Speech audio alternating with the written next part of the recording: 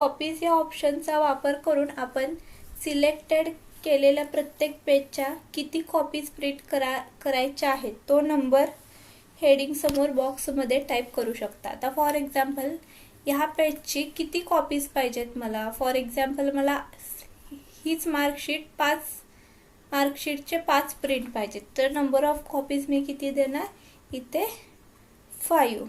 Okay. त्यानंतर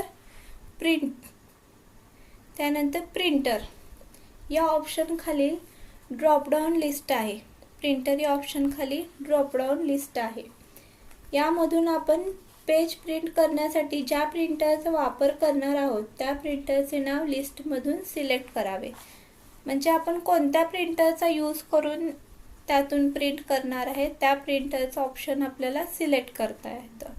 तर by default इथे 2 प्रिंटरची नावं आहेत.